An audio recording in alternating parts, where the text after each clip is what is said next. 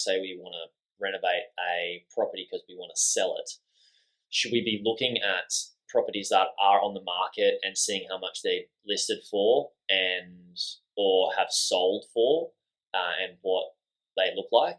Yeah. Also, lean on your local professionals. Like, talk to if you're selling, go and talk to real estate agents. Obviously, a part of what we do is finding the best agents in areas to help you sell properties. But either way, I always go through a 3-agent process. So interviewing 3 people, getting them through the house, getting their opinion, and that's going to help you form your thesis over time. Another key part is, like, you need to know what your property is and what you can do with it. Yeah. There's a few different areas of properties that, like, you might have this grand vision, but the flow of the property, the floor plan might not actually warrant that as a possibility without you putting hundreds of thousands of dollars into it. Yeah. I guess speaking to agents would probably give you a good idea of like what your property, where it's at now, how much it would be worth, and then if you were to make some renovations based on what the market wants in that area, what your property could be worth if you had to make those renovations, which I guess would give you a bit of an understanding of like ROI, because then you could do a quick, paper napkin, cost benefit analysis of how much your property would sell for if you made those renovations, minus what those renovations would actually cost you, and then work out your profit margin after selling it, selling costs as well, right? Yeah.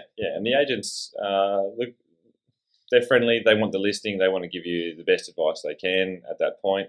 They might even say, look, there's no real margin in this to do it. It might just be all you need is to paint and do flooring. So there's some key elements which you need. We will touch on now, which is what actually doubles your money.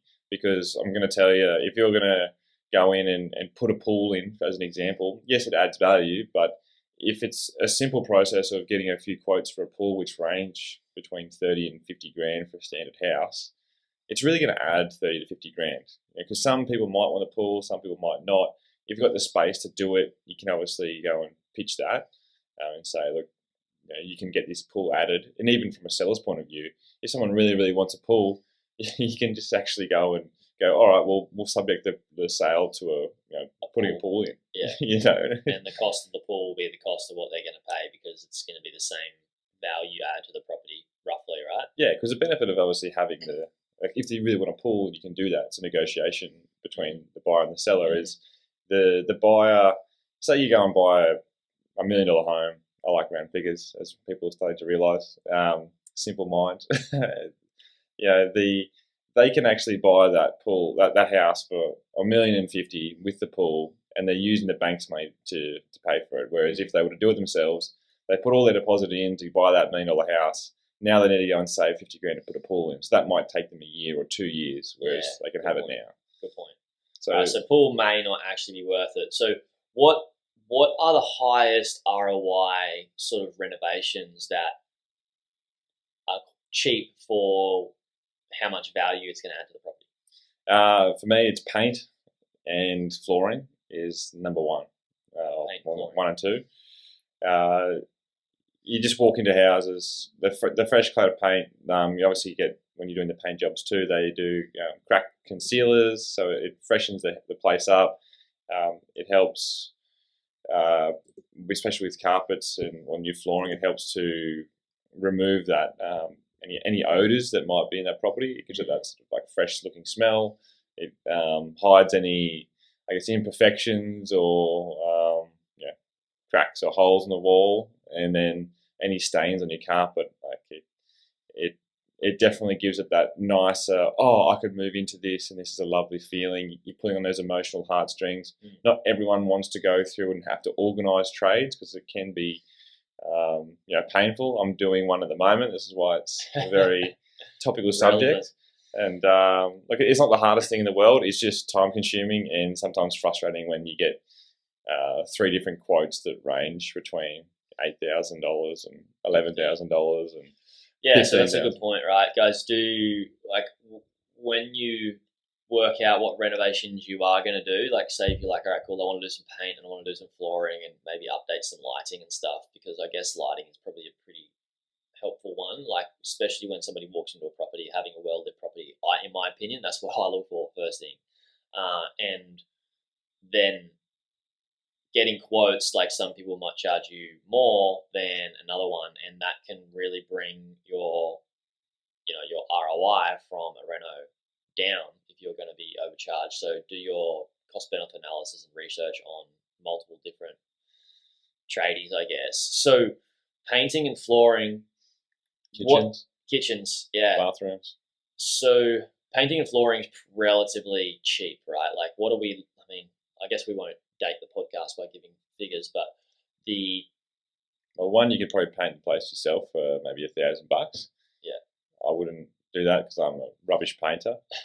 But you're probably getting quotes between 5 and 10. Yeah. To do a internal paint job. And then when it comes to bathroom and kitchen renos, that can really get up there, right? Yeah, minimum 10 grand for bathrooms. Kitchens, you're looking like obviously. There's always plus, right? Like it depends on what you're doing. Like from a investment perspective, renovations, you can just pull out the vanity and then change the shower. There's some cosmetic things you can do. Like the shower screens, new vanity, new mirror, paint, replace tapware. Yeah, keep it simple. It freshens it up, modernizes it a little bit, and even to sell, it helps on that front. It's just that you got to know your budget going into it, and you got to allocate the funds towards the most beneficial. So for me, the most beneficial always comes with paint, and then flooring, replacing like handles and tapware modernizes that, and lighting is important. Kitchens can so a renovation I'm doing down in Adelaide at the moment. There's the kitchen's original, and I can go and spend an extra $20,000 to redo the whole kitchen minimum, and then I'm like, well, what's the benefit of that? Will I get another 40 grand out of that? And in my mind, I was like, yeah, I probably would, but from an allocation of funds for the renovation, then that's putting me into a much higher total bracket.